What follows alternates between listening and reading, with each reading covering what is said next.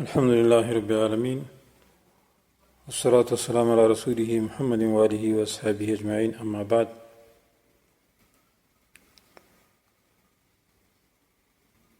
دوستانو دا د فتنو دور دی او نن مسلمانان په دې فتنو کې ولې اخته دي. لوی سبب هغه ده چې علماو د دوی دین اسلام پرېښی، علماو د دوی امر بالمعروف نهی عن منکر پرېښی، دوی په هغو کارونو کې اخته دي چې کوم د شیطان لاره ده، د رحمان لاره یې پرېښې ده. الله فرمایي ان الذين يكتمون ما انزلنا من البينات والهدى من بعد ما بيناه للناس في الكتاب اولئك يلعنهم الله ويلعنهم اللاعنون.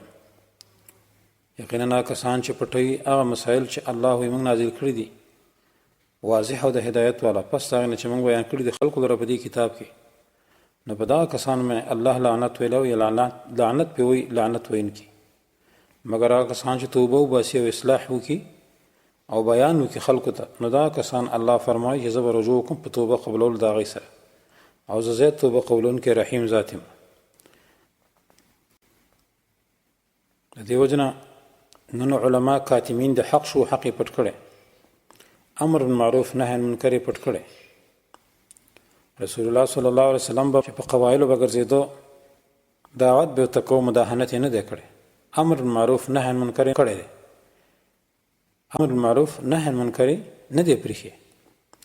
ابو طالب چې د هغه خپل تره دی،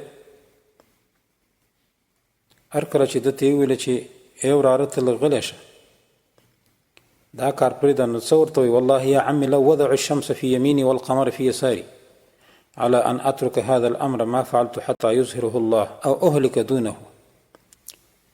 قسم په الله که دا خلق زما په ښي لاس کې نمر کېدي او سپوږمۍ په چپ لاس کې، چې زه دا کار پرېږدم، دا کار به هېڅکله ونه کړم تر څو چې الله دا کار غالب نه کړي، دین اسلام غالب نه شي او یا زه وفات نه شم.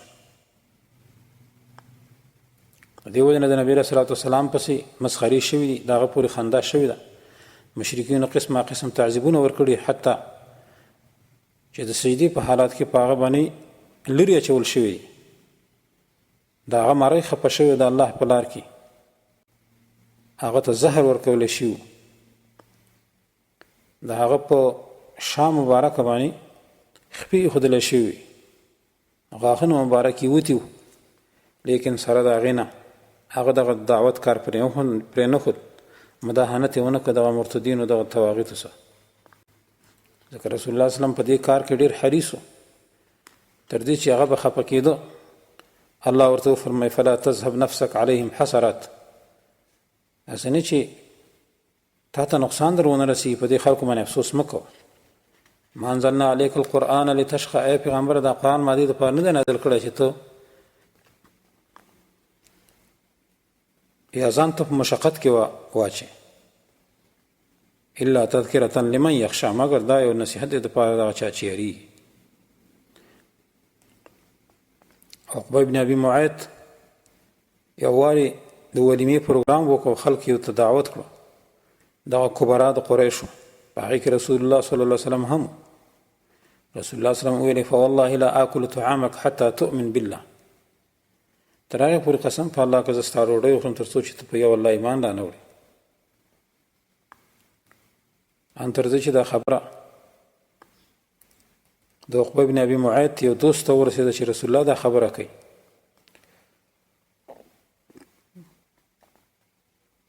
نو هغه خبیث رسول الله صلی چې کله راغی، نو پسې ورپاسې د او په مخ باندې لاړې ورته ورتو کړي، او په دا سترګه باندې یو څپېړه هم ووهه چې ته لا دا خبرې کې. نو وګوره د الله په لار کې رسول الله صلی الله علیه وسلم ته دومره تکلیف رسېدلی، نو الله بیا دا آیات د باره کې نازل کړو ویوم یعض الظالم علی یدیه یقول یا لیتنی اتخذت مع الرسول سبیلا یا ویلتی لیتنی لم اتخذ فلانا خلیلا لقد ضلنی عن الذکر بعد اذ جاءنی وکان الشیطان للانسان خذولا. رسول الله صلی الله علیه وسلم ته څه ویلی شي؟ معلم المجنون، کله به ورته لیونی وي، کله به ورته ویل چې دا دته نور څه ښیي، کله به ورته ویل یا ایها الذي نزل عليه الذکر انک لمجنون ته لیونی. لیکن الله د دفاع وکړه چې ویل ما انت بنعمت ربک مجنون وان لك لاجرا غیر ممنون وانك لعلى خلق عظیم. کله به ورته کاهن ویل ان هذا الا سحر يوسر، ان هذا الا سحر يؤثر. کله به قسم طعنونه پر رسول الله صلی الله علیه وسلم باندې لګول، لیکن سره دین رسول الله صلی الله علیه وسلم بیا د دې کار نه لاس وانه خس. لیکن هر کله چې موږ په نن وخت کې ګورو دی علماء د الله د کتاب نه اعراض کړي او ډېر په څنګه زندګۍ کې دی زندگی کوي. دا د دې وجه دوستانو چې د الله د کتاب نه اعراض سبب دی د تنګې زندګۍ. الله فرمایي ومن اعرض عن ذکری فإن له معیشة ضنکا ونحشره یوم القیامة اعمى قال رب لما حشرتني اعمى وقد كنت بصيرا قال كذلك اتتك آیاتنا فنسیتها وكذلك اليوم تنسى. چا چې اعراض وکړ زما د قرآن نه هغه در به تنګه زندگی او په ورځ د قیامت کې به ړوند راپاڅم. دی به یا الله زه دې ولې ړوند راپاڅولم وقد كنت بصيرا او زه خو بنا وم. الله به ورته وایي کذلک اتتک آیاتنا دغسې آیتونه تا ته راغلي تا هغه هېر کړو نن ورځ ته هم هېر کړی شوې. ځکه مخالفت د اوامرو د الله دې وکړو چې کوم قرآن عظیم شان هغه بیان کړي دي د نواهیو دې وکړو نو په ورځ د قیامت کې به ته ړوند راپاڅېږي.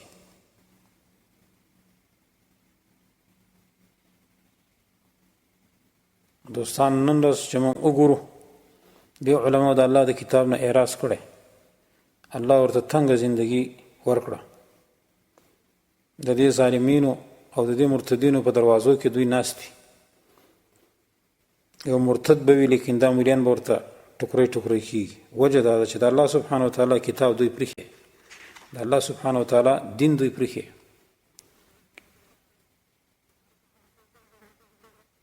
الله سبحانه وتعالی فرمایي یا ایها الذین آمنوا اتقوا الله وآمنوا برسوله یؤتکم کفلین من رحمته ویجعل لكم نورا تمشون به ویغفر لكم والله غفور رحیم. ایمان والو د الله نه ویریږئ او ایمان په رسول باندې راوړئ چې د الله رسول دی تاسو ته به دو اجر درکړي، دو چند اجر به درکړي د خپل رحمت نه. تاسو ته به نور درکړي چې تاسو دغه نور په واسطه باندې ګرځئ، بخښنه به وکړي تاسو. الله غفور رحیم دی. که دې زموږ علماو د الله نه یره اختیار کړی په الله ایمان راوړی صحیح ایمان او د الله په لار کې دې تواغید سره جهاد کړی په مالونو سره په نفسونو سره په خپل قلم سره په خپل ژبې سره او د هر فحش او منکر کار رد کړی وي د هغوی سره جنګ کړی وي او په خپلو تورو باندې دې تواغید سره دوی جنګېدلي وي نو د دې رذیلت او د دې قباحت نه به نن دوی بچ وي. الله به ورته رحمتونه را لېږلي وي، الله به پې فضل کړی وي. ځکه الله فرمایي ان تنصروا الله ینصرکم ویثبت اقدامکم. که تاسو د الله سره امداد وکړو الله به تاسو سره امداد وکړي او ستاسو قدمونه به کلک کړي. بل ځای کې الله فرمایي ایها النبي حسبک الله، ای پیغمبره کافي دی تا در الله ومن اتبعک من المؤمنین، او هغه چا دپاره هم کافي دی چې هغه تابعدار ستا د مؤمنانو. د دې وجې نه دوستانو نن وخت چې دې علماو دا دعوت پرېښود، قرآن او سنت یې پرېښود، الله سبحانه وتعالی دوی په داسې تنګه زندګۍ کې اخته کړ. که دا علما د الله نه یېرېدلي او ایمان یې په رسول باندې راوړی وی لکه څرنګه چې واجب و، نو الله به ورته اجر او رحمت دوچند ورکړی وی، الله به ورته نور ورکړی وی، خلق به ته یېرېدلی. لیکن افسوس نن د ملیانو نه دسپاکونه جوړ شوي چې خلق پې لاسونه وچوي. موږ وایو ای علماو تاسو دا خلق راکاږئ خیر ته، د الله دین ته یې راکاږئ، د دې طاغوتي حکومتونه یې راوباسئ. کوم چې دوی مرتد شوي دي په خپلو پوندو باندې الله ورته هدایت کړی لیکن بیا مرتد شوي دي. ای علماو موږ تاسو ته دا وایو چې تاسو نیک کارونه کوئ دې دپاره چې خلق تاسو پسې اقتدا وکړي او خلق ستاسو تابعدار جوړ شي. نو دا عوام به هم ستاسو په رنګ بیا نیکان خلق جوړېږي. نن تاسو د دې طواغیتو سره یو ځای شوي یاستئ او تاسو د دې عوامو دپاره یو لوی دلیل د کفر جوړ شوي. لکه تاسو کافر شوي یاستئ نو دوی هم کافر شو. څه وایي فلانی مولوي صاحب په اسمبلۍ کې دی نو که دا کفر وی نو ولې هغه دا کفر کوو؟ هغه سره د علمه دا کار وکړي. اتامرون الناس بالبر وتنسون انفسکم وانتم تتلون الکتاب فلا تعقلون.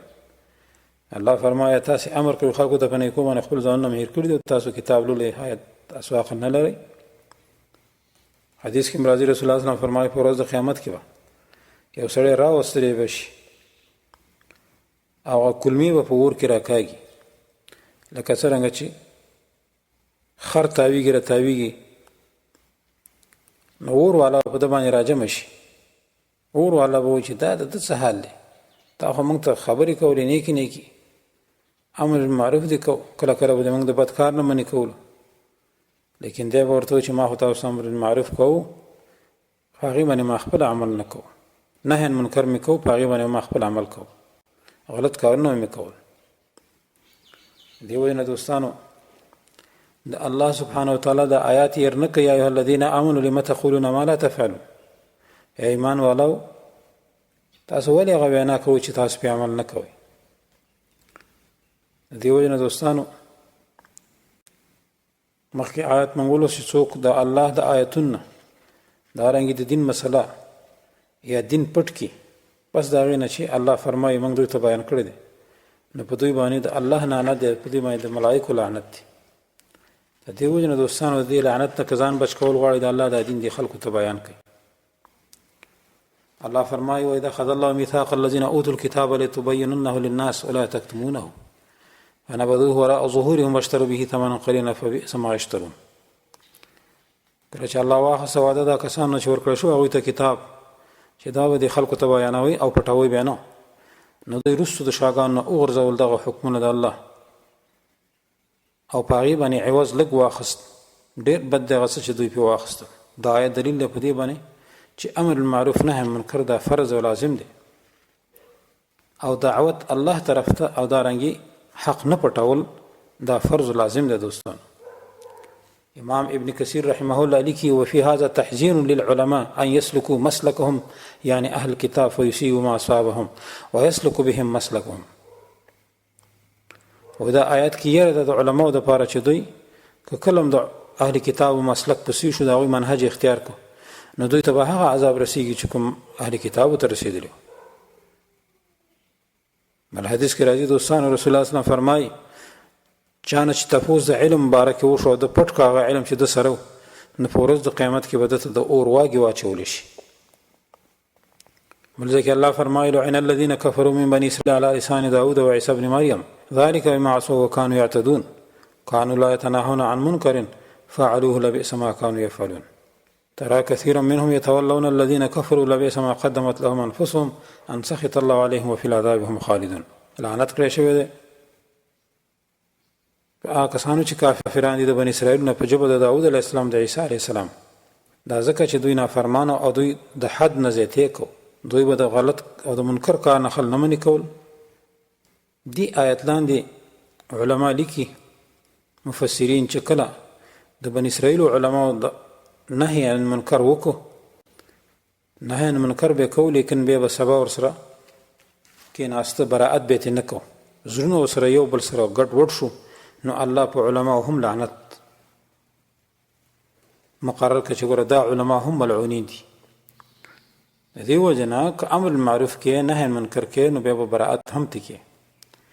د دې وجې نه موږ تاسو ته وایو چې ای علماو دا کسان چې الله پې لعنت کړی دی په ژبه د داود او د عیسی ابن مریم علیهم السلام او په ژبه د محمد صلی الله علیه وسلم باندې په زبور او په انجیل او په فرقان کې، دوی علماو ستاسو په شان دوی باندې الله لعنت ونه لیږه مګر په دې وجه باندې چې دوی د الله نافرماني وکړه، او د نافرماني وجه څه وه هغه ترک د امر معروف او نهی منکر او دارنګې د دغه تواغیتو نه براءت نه کولو. چې کله تاسو د دې تواغیتو نه براءت ونه کړو نو قسم په الله چې تاسو په دې وعید کې راځئ تاسو هم ملعون یاستئ ای علماو، بلکې تاسو د هغوی نه زیات ګناهګار ځکه یاستئ په دې تواغیتو د دې په کفر باندې تاسو هغه رد قدرې هم نه کوئ ځکه هغوی خو رد هم کوو. الله فرمایي أأمنتم من في السماء أن يخسف بكم الأرض فإذا هي تمور أم أمنتم من في السماء أن يرسل عليكم حاسبا فستعلمون كيف نذير. تاسو دا غزات چې په اسمان کې دي تاسو په امن کې استئ چې تاسو باندې به الله ځمکه څیري کړي او په دې ځمکه کې به لاندې نه باسي، یا د هغه ذات نه چې په اسمان کې تاسو په امن کې استئ چې الله په تاسو باندې کاڼي مقرر کړي، کاڼي به در باندې راوړي، د کاڼو باران به در باندې وکړي.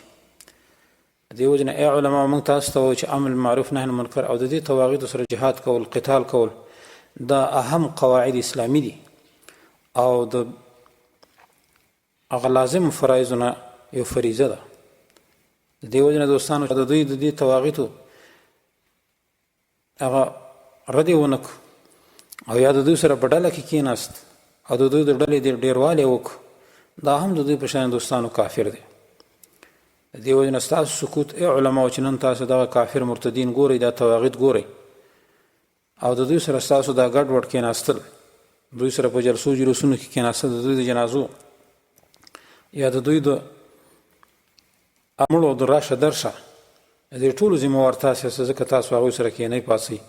دا موالات دی چې دا د الله د غصه کېدلو لوی سبب دی.